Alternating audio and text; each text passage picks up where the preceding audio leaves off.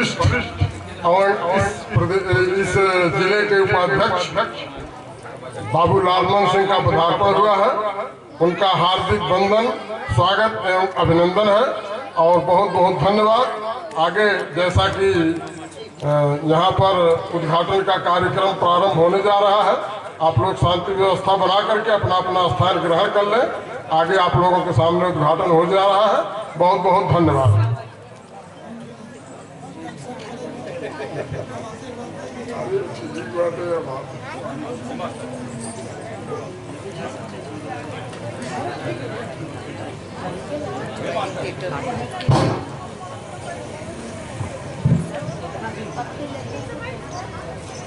तालियों के गड़गड़ाहट से आप लोग स्वागत करेंगे।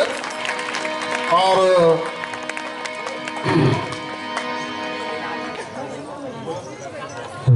हाँ, आपका माल्यार्पण डॉक्टर जय कुमार सिंह के द्वारा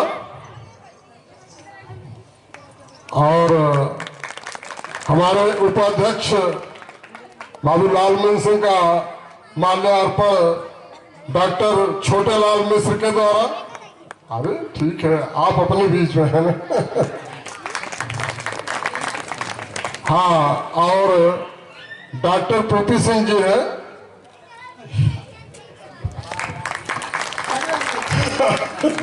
और जैसा कि डॉक्टर प्रीति सिंह जी भी यहाँ पर पदार्पण हुआ है और उनका माल्यार्पण नवीन सिंह जी करेंगे, तो आकर के माल्यार्पण करें।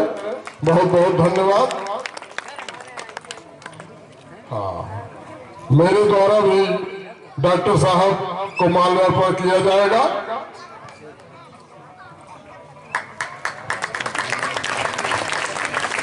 हाँ, संतोष कुमार सिंह और पप्पू सिंह डॉक्टर साहब को माल्यार्पण करेंगे। बहुत बहुत धन्यवाद। और बाबू लालमन सिंह का माल्यार्पण प्रमोद सिंह ने किया। बहुत बहुत धन्यवाद एवं जोरदार तालियों से आप लोग स्वागत करते रहिए। अब हम ये चाहेंगे कि आप हमारे माँ सती के प्रांगण में उपस्थित हुए हैं डॉक्टर साहब, और माँ का आशीर्वाद आपको मिले, हमारी यही शुभकामना है। आगे आप अपने आशीर्वचन कुछ दें। इसके पहले हम ये चाहेंगे कि बाबू लालमन सिंह कुछ अपने शब्दों में कहें, इसके बाद डॉक्टर साहब।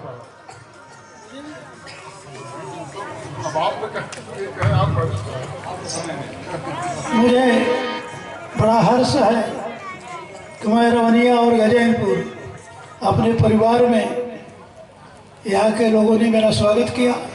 मैं आप लोगों को अपनी तरफ से धन्यवाद देता हूँ कि यह रामलीला दिन पर दिन उत्तर और आगे बढ़े।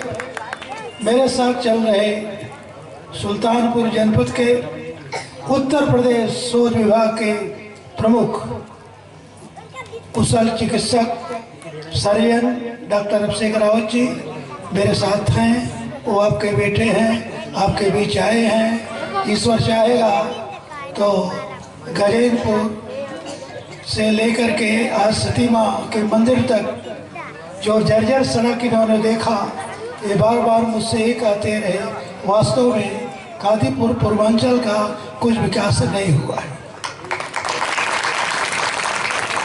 तो मैंने डॉक्टर साहब से बताया कि बाबा विश्वनाथ दास शास्त्री की ये खड़ंजा जिस रूप में था आज उसी रूप में है। लेकिन मैं तो धन्य हूँ। मैं डॉक्टर साहब से जरूर कहूँगा, रवनिया और गजैनपुर एक बॉर्डर का इलाका है, बहुत प्रबुद्ध वर्ग यहाँ लोग रहते हैं। आप उत्तर प्रदेश का नेतृत्व कर रहे हैं। आने वाले दिनों में हो सकता है आप लोगों का स्नेह आशीर्वाद मिले, आप उस जगह पहुँचे तो निश्चित तौर पर आप यहाँ के बारे में चिंतन करेंगे। यही मेरी शुभकामना है। धन्यवाद। जय हिंद।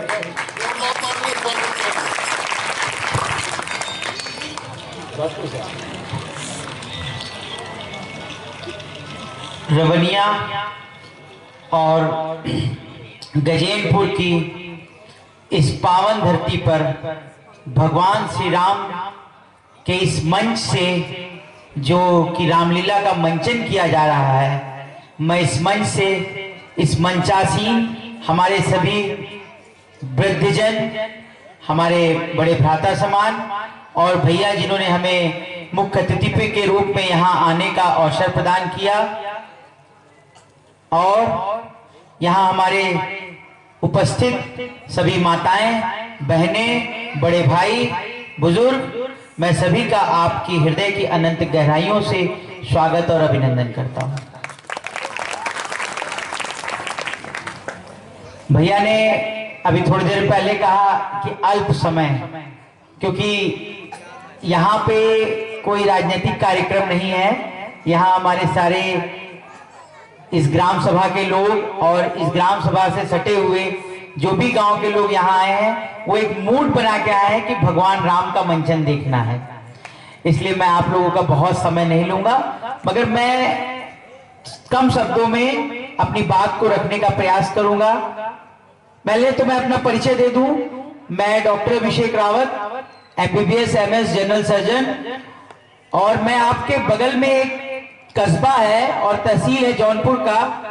मैं स्पष्ट रूप से बता रहा हूं कि मेरे पिताजी वहां के विधायक हुआ करते थे और मैं मूलतः वहां का रहने वाला हूं। और Anita hospital and laparoscopic centre के नाम से मैं पिछले 8 साल से वहां अस्पताल चला रहा हूं। और शाहगंज, जो कि 4 जनपदों का बॉर्डर है, सुल्तानपुर, जौनपुर, आजमगढ़ और अंबेडकर नगर, और आप लोगों के प्रयास से, आप लोग के आशीर्वाद से, भगवान राम की अनुकंपा से मैंने इस क्षेत्र में पहला ब्लड बैंक देने का कार्य किया है। आज उस ब्लड बैंक के माध्यम से, उस सेवा के माध्यम से, जब कोरोना से देश लड़ रहा था और पूरा प्रदेश लड़ रहा था, हमारी माता जी जो कि प्रदेश की उपाध्यक्ष हैं और भारतीय जनता पार्टी की वरिष्ठ नेताओं में से एक हैं, माननीय योगी जी से उन्होंने प्रयास करके इस क्षेत्र की जनता की समस्या को देखते हुए, क्योंकि पिछले 3 साल की मेरी स्टडी है, मेरी अपनी एक शोध है कि लगभग हर महीने 200 से 300 लोग सिर्फ खून की कमी से मर जाते हैं। हमारी माताएं, हमारी बहनें प्रसव के दौरान जौनपुर या कहीं ले जाते हुए खून की कमी से उनको प्रसव के दौरान मृत्यु हो जाती है और बहुत से लोग खून की कमी से मर जाते हैं और हम जौनपुर और सुल्तानपुर तक नहीं पहुंच पाते। उस समस्या को देखते हुए मैंने एक छोटा सा प्रयास किया है इस क्षेत्र में एक ब्लड बैंक लाने का, और वो बहुत अच्छा चल रहा है। और उससे सुल्तानपुर जनपद की तहसील कादीपुर के लोग उसका लाभ ले रहे हैं, शाहगंज के लोग लाभ ले रहे हैं, अंबेडकर नगर के लोग लाभ ले रहे हैं, आजमगढ़ के लोग लाभ ले रहे हैं। ये तो मैं अपने कार्यों का थोड़ा उल्लेख किया। और पिछले कोरोना के समय में मैंने ये महसूस किया कि सिर्फ एक डॉक्टर बन के समाज की सेवा के साथ साथ मैं एक राजनीतिक परिवार से हूं और मुझे समाज में उतर के जनता के बीच में जाके उनके सेवा करने का काम करना चाहिए। उसी क्रम में मैंने कोरोना में गांव-गांव मशीन बांटने का काम किया, ऑक्सीजन पहुंचाने का काम किया, बहुत से ऐसे मरीजों को जिला और सुल्तानपुर केंद्र पे और अपने जौनपुर केंद्र पे भर्ती करवा के उनको जान बचाने का काम किया।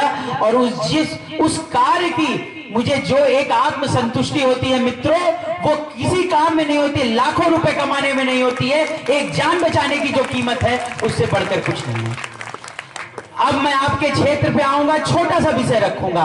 आज मैं इस बात को महसूस कर रहा हूं कि आपका ये क्षेत्र कुछ 2, 3, 4 परिवारों के हाथ की जागीर बन गया है।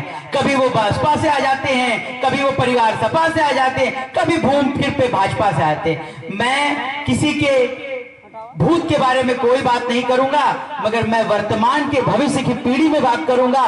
नेतृत्व उसी को दीजिए जिसके अंदर नेतृत्व की क्षमता हो, जिसके अंदर आपके बात को देश की, प्रदेश की उच्च सदन में रखने की क्षमता हो। और आज जो कादीपुर विकास के क्षेत्र में इतना पिछड़ गया है कि मुझे रोना आ गया। मैं आपको सच बताऊं, मैं बहुत भावनात्मक व्यक्ति हूं। मैं काम करने पे भरोसा रखता हूं। मैं 24 घंटे में 20 घंटे काम करने वाला व्यक्ति हूं।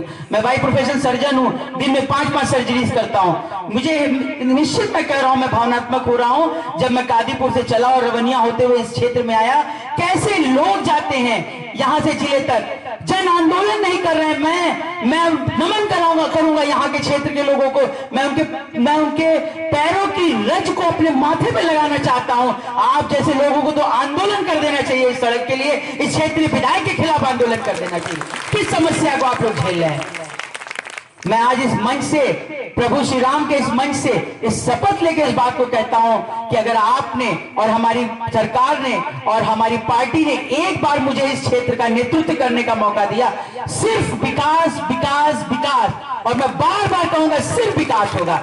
जाति धर्म से ऊपर उठकर सिर्फ मैं विकास की बात करूंगा, उसके अलावा मुझे कुछ नहीं चाहिए। मैं आपके बीच में चंद शब्दों में अपनी बात रखने आया था। यदि कोई त्रुटि हुई होगी तो मुझे माफ करिएगा।